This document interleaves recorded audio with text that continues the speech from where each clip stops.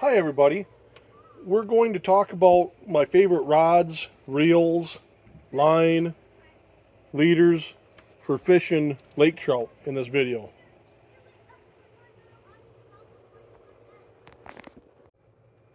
Hi everybody, Fishing Church Dude here. Today we're going to be talking about the rods and reels that I use for lake trout fishing, along with some of the lures and lines. This is my favorite rod. It's a Mags custom rod. They make them up in the UP, and this is their salmon and lake trout jigging rod. I enjoy it. It works good. I've caught a lot of fish on it, and I have it paired up with the Pacific Run Carbon X 4000. Works really good. The drag's good on it. The anti-reverse works really well, and I've got that paired up on that reel. I've got the Berkeley Fireline. It's the Fireline Crystal, and I've got 14-pound test on this one, along with 14 or 15-pound test fluorocarbon leader.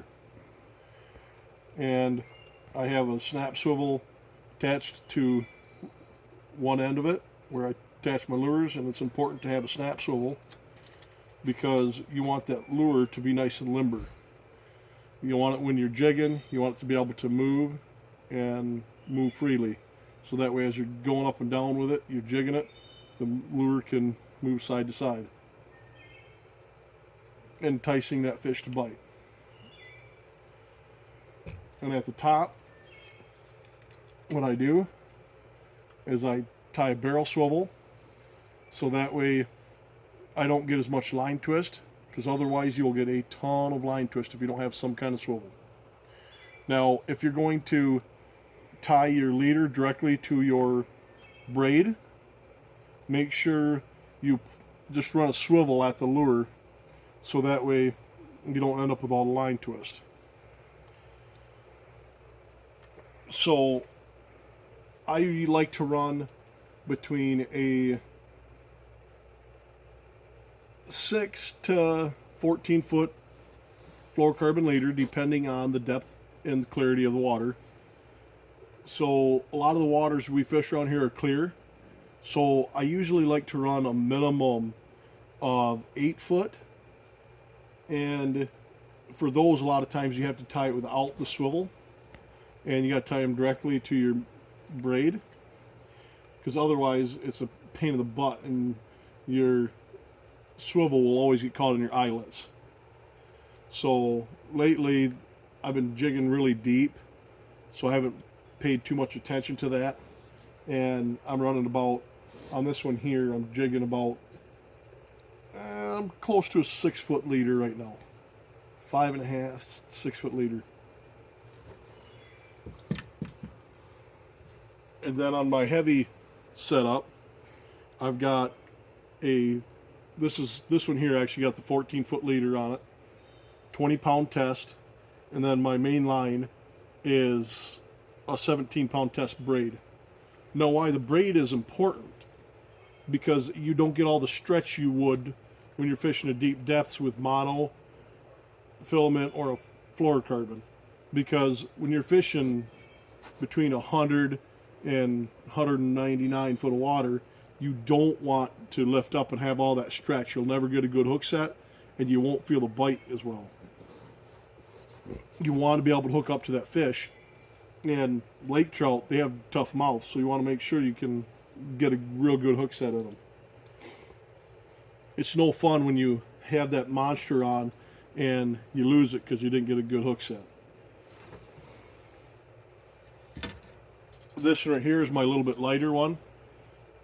Typically, this is where if I see a big school and I figure that it's going to be whitefish or Cisco's, is when I'll go this one out, and you can see I got a little bit smaller lure on this. And then when I got the whitefish and Cisco's, I typically will take these baits that I buy. This one here is an Elk Rapid jig, and I'll put a smaller treble hook on it, because their mouths are so small, they have a hard time getting the big trebles in. So I found a lot of times if you put a little bit smaller treble hook on it, it'll make it a lot easier to get a hook on them. And also, this rod is not quite as stiff as my other two. That way it's got a little bit more bend, a little less chance of pulling the hook out of their mouth. It's still a fairly stout rod, but not as stout as my other two.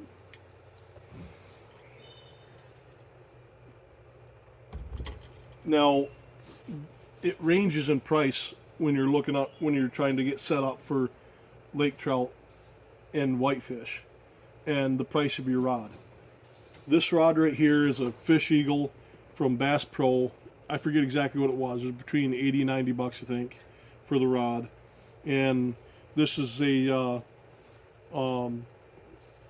speed spin reel made by the Lewis, and I want to say this thing was, I don't know, maybe 60. This one right here is Candace. I think I bought this one on maybe Amazon, and it seems to be a really good rod for the price. I really like it. This rod right here has 8 eyelets. This rod has 9, and this rod, the most expensive, has 10. So you can get into them. I think this rod was like 60 bucks, and I think the reel was like between 40 to 60. It's a Quantum full throttle, and so you can get into a decent setup for 120 bucks between rod and reel, and have a really nice setup. Now, tackle, I would make sure you get a variation of Swedish pimples, because these are my favorite. I catch more on these than just about anything else. But it's good sometimes to have something with a little different action, because it sucks when you're watching them on your graph and they're coming up to your lure and not hitting. You got to do something else. That's where sometimes these, the Elk Rapids jigs with the S is kind of like the S shape to it a little bit more, and glow come in, especially when you're deep water. That glow sometimes will really entice those fish to biting. Once in a while, I'll tip it with a Berkeley Gulp minnow, and sometimes that's what it really takes to get those fish to take it, because that way you can put a little bit of scent with it. So guys, I am happy you guys joined me today in our talk about lake trout tackle and how we like to set it up. Next time I'll do a little bit more with the graph and with the trolling motor, and show you guys a little bit more intricate of how it's done on the water. See you guys next time. Thanks.